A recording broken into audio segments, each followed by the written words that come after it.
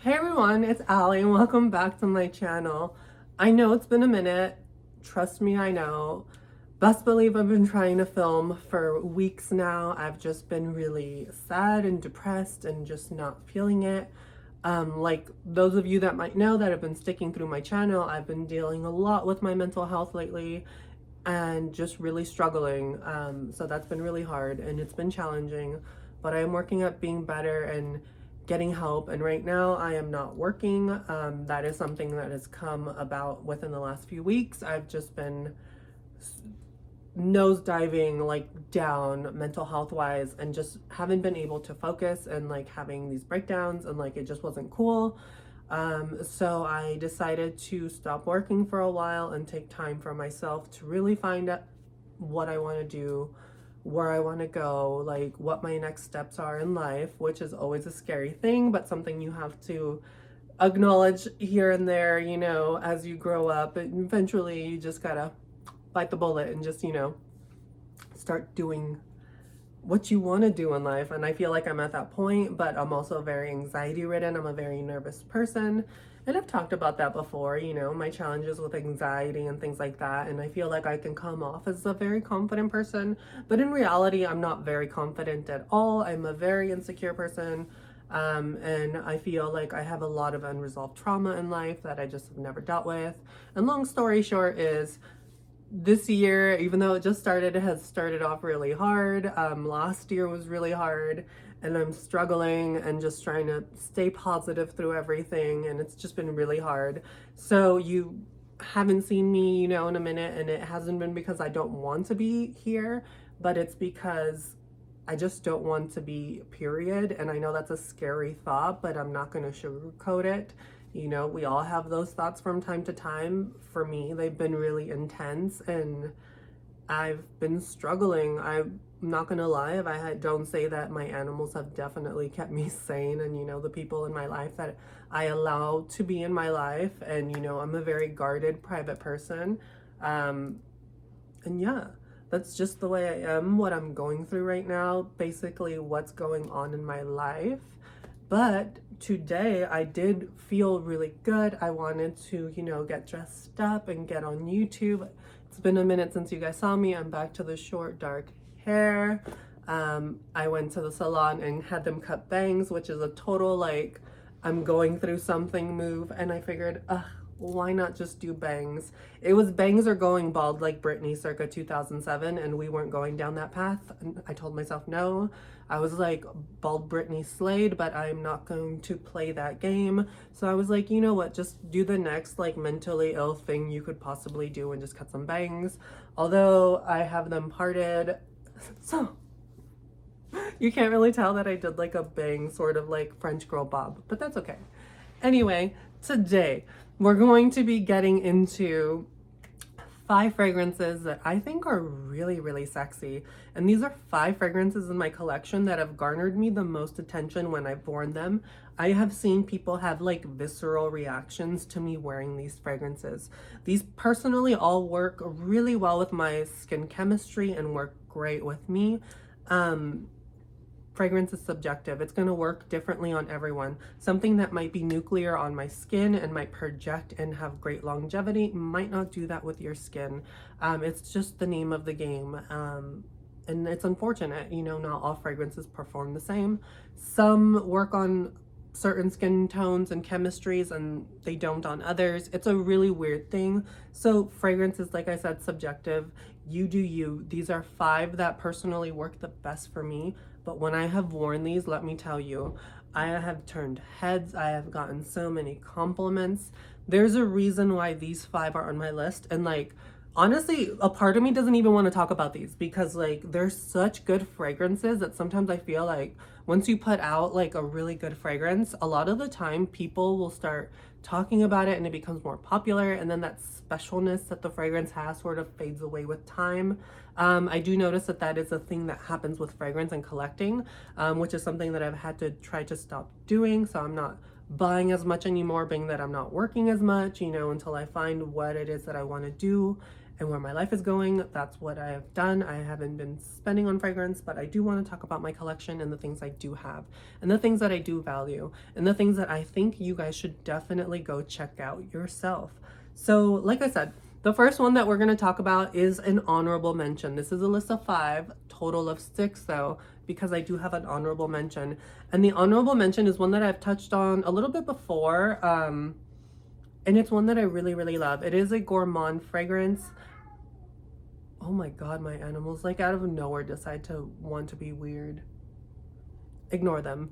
Anyway, the first one we're going to talk about is called Ex Idolo. I believe is how it's pronounced, Ex Idolo. This is a gorgeous gourmand fragrance. This retails for about $125 on Lucky Scent. This is the 1 ounce bottle. It is a small bottle, but you guys, when I tell you this is a beautiful gourmand fragrance that honestly is really captivating and sexy and really draws you in. There's something very alluring about this fragrance, aside from the fact that it literally is mouth-wateringly delicious. Like, this one just smells so damn good.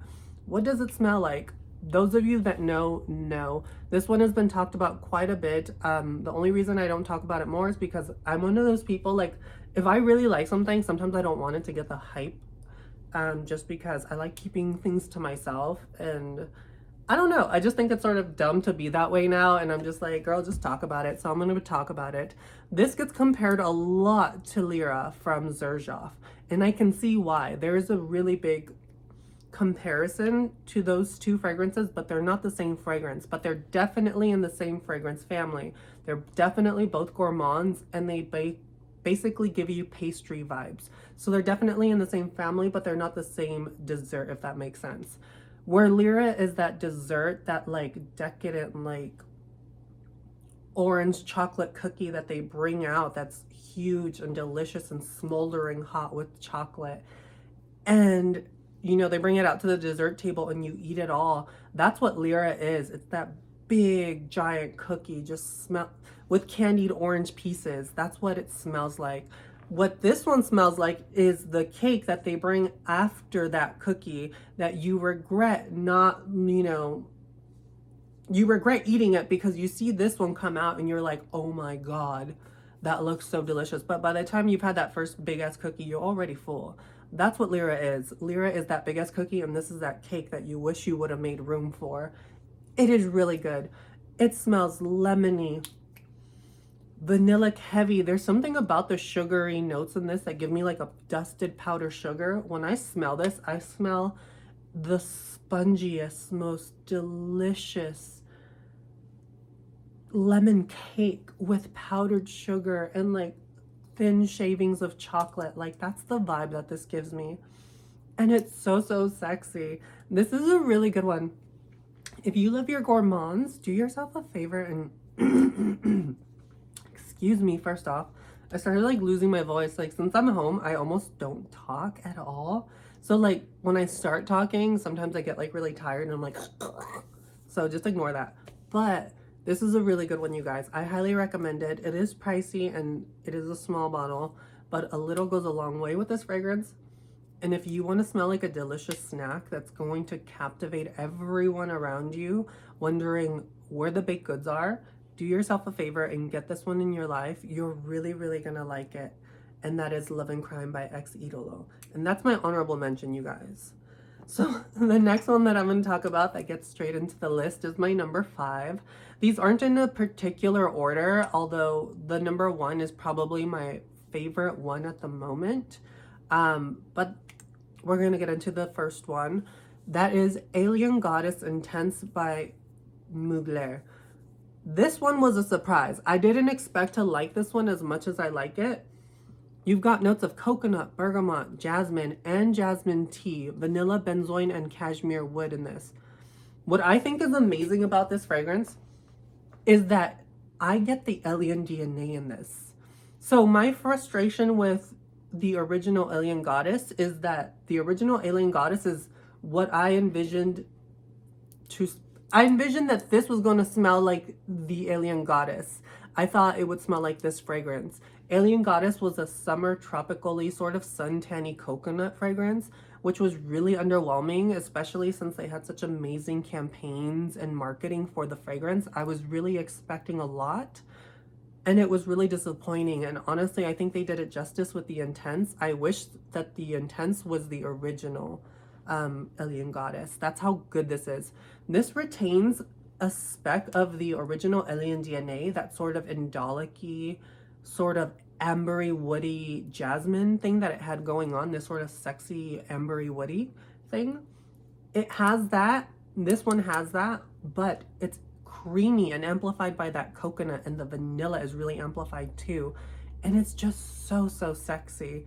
If you are a fan of the original Alien, or maybe you weren't a fan too, and you've always wondered what it'd be like to wear it and like it, do yourself a favor and get your nose on this one. It's honestly quite surprising. I get a lot of white florals in this, especially in the opening. It's very jasmine forward, but sweetened and creamified. If that sounded disgusting, first off, creamified. It's a very creamy white floral with indolic touches that still has an ambery woody base, but is ultra creamy because of a coconut note and the turned up benzoin and vanilla. That's what this smells like. And if you want to captivate people around you and just smell good, and you're a fan of Alien, or maybe you weren't and you've always wanted to try Alien or a variation of it that you might enjoy, this one, really, really good. I highly recommend it, and I think it's a very sexy. It's definitely, I don't know, it's spiced up a few situations in the past. Definitely attention grabbing, really strong. I go very light with this one. That was random. I swear to God, that was random and not planned. Anyway, yeah, I don't know how to follow up that. Yeah, I'm just gonna move on to the next fragrance. That's the problem with not editing my videos, is that like I can't control when crap happens, and that was just really random. Anyway, and the next one that I'm going to talk about is Hot Couture by Givenchy. For those of you that are going to correct me on my pronunciation of things, Givenchy, whatever you want to say, Givenchy, I don't care. Givenchy Hot Couture. This one was one of those fragrances that I brought into my collection the second I found out that this was supposedly Amy Winehouse's signature scent. Those of you that know that I am a huge Amy Winehouse fan, especially her earlier work before the Back to Black album, and before she went downhill, physically, not musically. She was always great. But yeah, once I found out that this was her supposed signature scent, I knew I had to get it in my collection. I knew it was going to be something I needed, regardless of whether or not I wore it. I was like, I'm going to give it a shot. Little did I know, it became one of the fragrances that I craved to wear when I listen to her music, whenever I'm down by the coast, whenever I'm going somewhere sort of fancy feeling or a lot more upscale. I will reach for something like this, and this really does set the mood. If you're in an upscale restaurant or anything where you want to feel a little bit more luxe, or if you go to a bar or like a really fancy club, like this fragrance is the perfect like set it and lock it to your night. It's so good. This has raspberry, bergamot, orange, pepper. You've got vetiver, magnolia, sandalwood, amber, and musk. And you guys, I've seen people say that they get like this weird ashtray cigarette type of note in here, and I can see where they're going with it. It's the woodiness to this fragrance. It has a sort of almost pencil shaving type vibe, but it's really interesting because when you spray it in the initial opening, you get that raspberry. It's really bright and juicy, and it's extra juicy because of that bergamot and orange. But it starts dying down and settling to this sort of spiced raspberry woody fragrance that almost has this slight smoky, almost tobacco-like kick to it because of the vetiver and that amber and musk. It's really, really interesting, and honestly, like, this is a vibe. I love the juicy raspberry note that this has, but I love this sort of weird, like, pencil shaving tobacco-y vibe it has that sort of lingers in the background. There's something really sexy about this. I find that men really like this fragrance for some reason, especially on me. They tend to just like gravitate towards like you smell so good, and like things like that. And like this one's a head turner, at least for me and my experience. This one, along with all the ones I'm going to talk about in this list, head turner, ultra sexy. If you want to feel that dark, sexy, mysterious vibe, you know what I'm talking about, that like je ne sais quoi.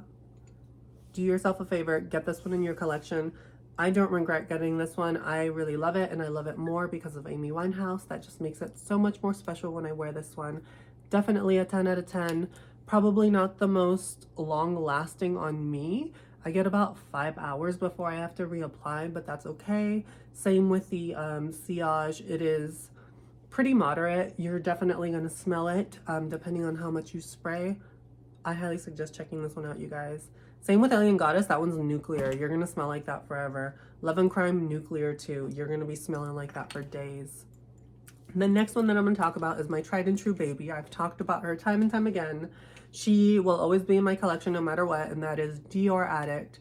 Those of you that know, my first YouTube video ever, this is one of the ones that was on my list. I think it was like a Valentine's Day YouTube video way back in like 2020. Like when I first started the channel, I started it because I was bored, and Dior Addict was the #1 on my list, and it's still the #1 in a lot of ways in my life. And I wear this for special occasions, upscale, like when I want to feel good, if I'm having a bad day and just need to be reminded of family and home, and just like if I want to feel ultra sexy, I go to this fragrance, and this has been my go-to fragrance for years. It's almost like my signature sexy fragrance, if I'm honest. It hasn't been until recently that like other things have gotten close to beating this, and the other things are what I'm going to talk about next. But this is really, really good. So you've got notes of jasmine, vanilla, tonka bean, you've got sandalwood, other floral notes, and green notes. There's a long list of notes that go into this. Primarily what you get is this very indolic jasmine, vanillic, woody fragrance. That's what I get. Very woody, but the woody aspects are really, really creamy because of the vanilla and the tonka bean. They really sort of round out the fragrance. And then you have this gorgeous indolic jasmine on it. If I'm honest, when I first smelled this, I thought it was disgusting. It was so indolic smelling from the tester when I was in store that I was immediately grossed out, and I was like, no, I would never. I ended up spraying it on a tester, took it home, and fell in love with it. And that tester smelled like it for a whole week. Like, it was intense. That's what sold me on this. It's one that you can't just smell. You really need to wear it and experience this fragrance, because this one's an experience.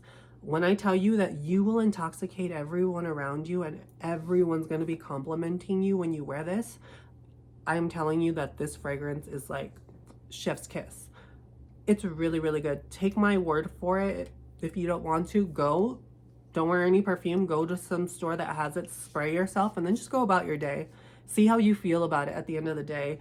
The opening isn't going to be for everyone because of that indolic jasmine. That will turn people away, but if you just stick with it, let it settle, go about your day, you'll learn to appreciate the vanilla and the woody attributes that this fragrance holds. And that's what makes this fragrance so God, I'm going to choke myself out. So special. Anyway, the next one that I'm going to talk about is a highly underrated one from a house that I feel like more people need to check out.